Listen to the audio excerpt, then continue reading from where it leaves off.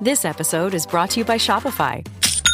That's the sound of another sale on Shopify. The moment a business dream becomes reality. Shopify is the commerce platform revolutionizing millions of businesses worldwide. They simplify selling online and in person and provide 24/7 support so you can focus on successfully growing your business. Sign up for a $1 per month trial period at shopify.com/offer22, all lowercase. This is Optimal Living Daily, episode 2656, How to Reclaim Your Time and Live with Intention, and Connect with the Meaning in Your Life, both by Kristine Klussman of KristineKlussman.com. And I'm Justin Malik, your personal narrator, reading to you from blogs or articles that I think can help you optimize your life. 2 articles today.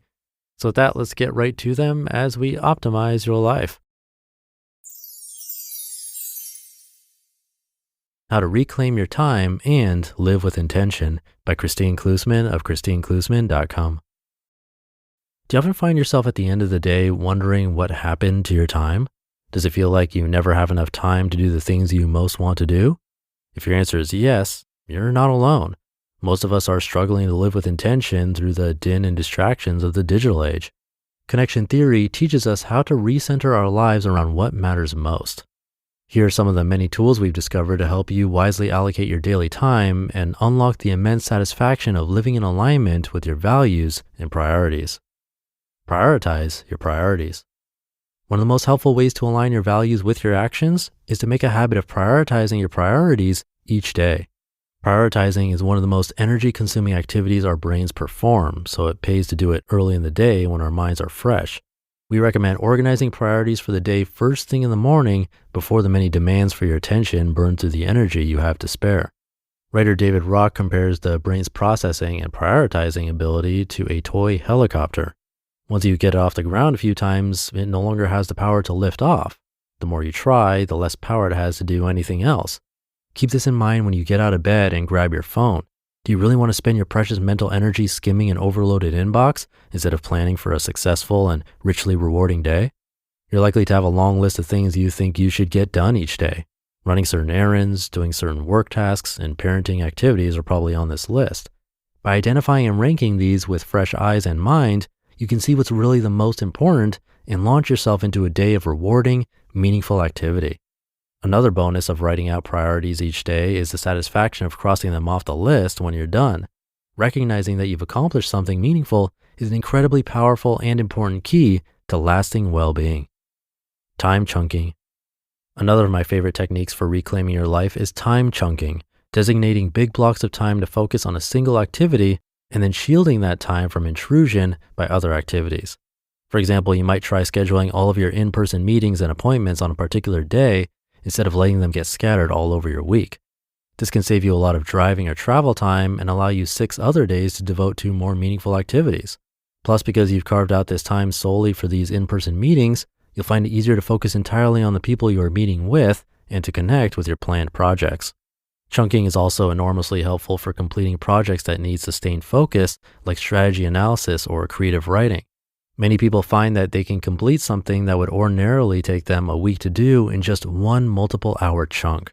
The quality of thinking we can achieve when uninterrupted also tends to be higher. The key word here, though, is uninterrupted. Make sure your phone is on Do Not Disturb and you've blocked yourself from other intrusions on your attention. Pairing activities. Another strategy to reduce the amount of time you spend on meaningless tasks is called pairing. This is a fantastic tool for dealing with the meaningless chores of life that we can't cut out of our schedules. As the name suggests, pairing involves combining complementary activities, either doing 2 necessary things at once to maximize your payoff for the lost time, or matching a meaningless chore with a fun or meaningful one to make the time spent enjoyable as well as productive. Think about the unavoidable activities in your day that you dislike and see if there's a way to make them more satisfying by pairing them up with another activity. Consider using your daily commute time to learn or just laugh with podcasts or audiobooks. Turn on music you love as you're cleaning, cooking, or doing dishes. Break out your Kindle or an old-fashioned book you're eager to read while you're waiting for appointments or kids' pickup. Maybe invest in a treadmill desk so you can answer emails and clock in your daily steps at the same time. With a bit of creativity, pairing can help you make significant strides toward living with intention. At the very least, pairing frees up time in your schedule for other meaningful tasks. And you never know, the chores that you used to dread might wind up becoming your favorite time of day. Connect with the meaning in your life by Kristine Klussman of KristineKlussman.com. Many people are drawn to connection theory because they feel such a lack of meaning and purpose in their lives. They don't feel their daily lives are contributing anything worthwhile or living up to their personal ideals and convictions. They sense a disconnect between their lived existence and what they truly, deeply wish for. There might be significant conflicts between their life choices and their personal values, but sometimes there might not. One of the most surprising and powerful things we teach is how to recognize and connect with the meaning that is there in their day-to-day life. Stanford University did an amazing study in the 1990s that launched dozens of similar studies with the same results. The researchers asked some undergraduate students on spring break to journal about what their most important personal values were. Others were asked to write about the good things that happened to them.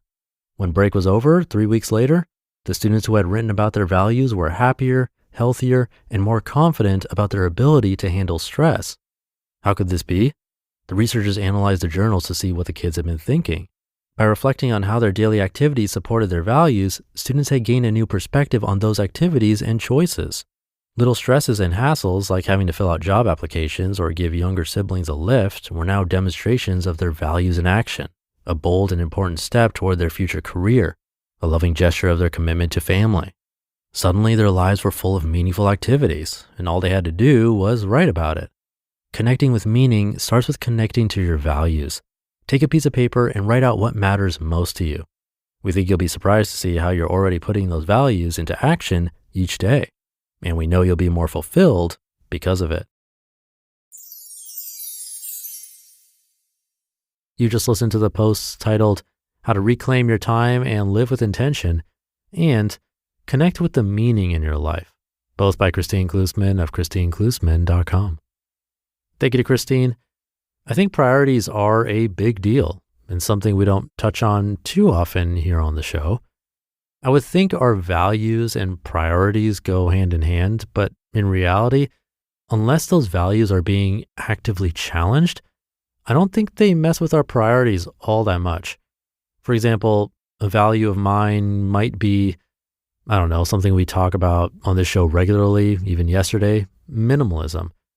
Does that mean I prioritize minimalism on a daily basis, that I'm constantly purging and organizing, cleaning, evaluating my stuff? Not necessarily.